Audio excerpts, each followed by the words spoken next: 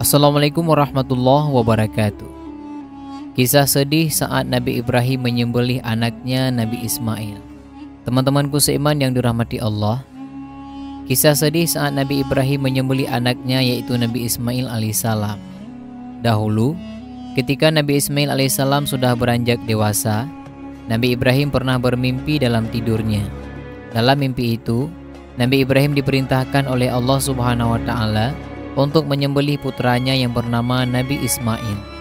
Hal ini benar-benar menjadi ujian berat dalam hidup Nabi Ibrahim alaihissalam. Nabi Ismail adalah anak yang amat beliau sayangi. Tidak ada orang tua yang tega melihat anaknya sengsara, apalagi berani menyembelihnya. Begitu pula Nabi Ibrahim alaihissalam. Namun karena hal itu sudah menjadi perintah Allah, beliau akan mentaatinya. Karena anak adalah titipan dan tentunya akan kembali kepada sang pemilik, yaitu Allah Subhanahu wa Ta'ala.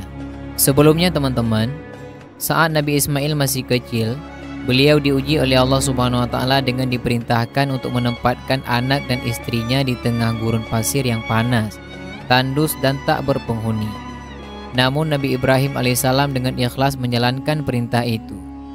Dan atas kuasa Allah Subhanahu wa Ta'ala, anak dan istrinya bisa hidup makmur di tanah yang diberkahi oleh Allah Subhanahu wa Ta'ala itu.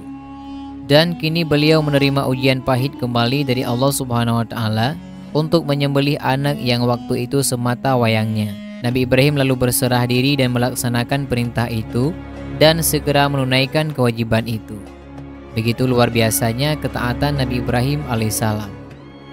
Nabi Ibrahim alaihissalam kemudian memberitahukan perintah Allah itu kepada putranya yang bernama Nabi Ismail. Beliau berkata, "Wahai putraku, sungguh diriku bermimpi bahwa aku menyembelihmu. Maka pikirkanlah bagaimana pendapatmu." Lalu Nabi Ismail yang begitu sabarnya menjawab pertanyaan sang ayah dengan kata-kata luar biasa. "Wahai ayahku, lakukanlah apa yang diperintahkan oleh Allah kepadamu. Insya Allah engkau akan mendapatiku termasuk orang yang sabar." Jawaban luar biasa Nabi Ismail ini benar-benar menjadi bukti ketaatannya kepada Allah Subhanahu wa Ta'ala dan juga ayahnya. Ketika Nabi Ismail telah rela disembelih teman-teman, kemudian keduanya menjalankan perintah Allah Subhanahu wa Ta'ala itu. Nabi Ibrahim lantas mengambil parang dan membaringkan Nabi Ismail. Posisi Nabi Ismail dibaringkan dengan tengkurap nantinya. Nabi Ismail akan disembelih dari bagian tengkuknya agar Nabi Ismail tak melihat ayahnya saat disembelih.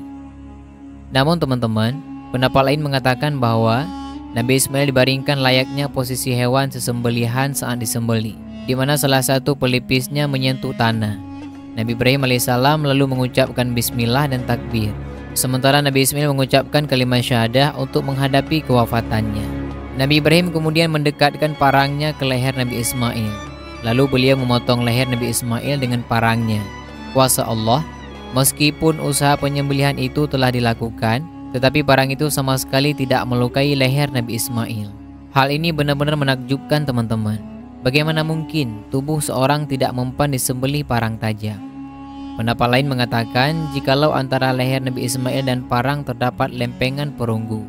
Nah, itulah yang akhirnya melindungi Nabi Ismail dari usaha penyembelihan ayahnya.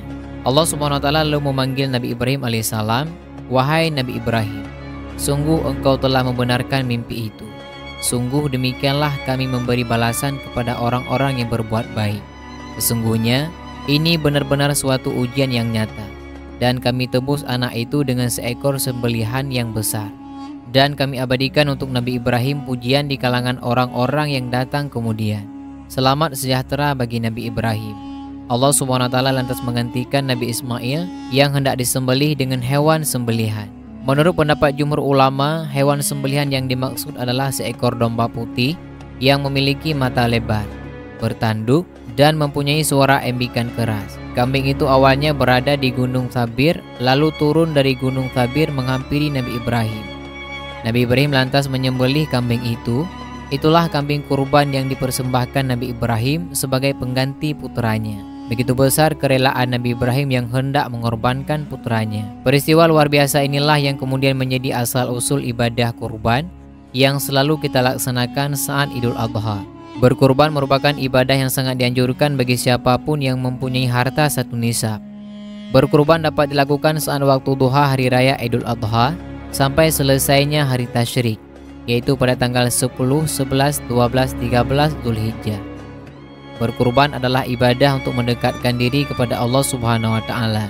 Menurut Imam Malik dan Imam Syafi'i, berkurban hukumnya sunnah muakkad. Adapun menurut Imam Hanafi hukumnya wajib bagi orang yang mampu dan tidak sedang safar ataupun berpergian. Ada beberapa keutamaan bagi siapapun yang melaksanakan ibadah kurban di waktu hari raya Idul Adha. Rasulullah SAW pernah bersabda, tidak ada suatu amalan yang dikerjakan anak Adam ataupun manusia pada hari raya Idul Adha yang lebih dicintai oleh Allah dari penyembelihan hewan. Karena hewan itu akan datang pada hari kiamat dengan tanduk-tanduknya, bulu-bulunya, dan kuku-kuku kakinya. Darah hewan itu akan sampai di sisi Allah sebelum menetes ke tanah. Karenanya, lapangkanlah jiwamu untuk melakukannya. Hadis riwayat At-Tirmidzi dan Ibnu Majah. Dan demikianlah penjelasan mengenai kisah sedih saat Nabi Ibrahim menyembelih anaknya Nabi Ismail. Semoga dari penjelasan ini dapat bermanfaat bagi kita semua. Amin ya rabbal alamin. Wassalamualaikum warahmatullahi wabarakatuh.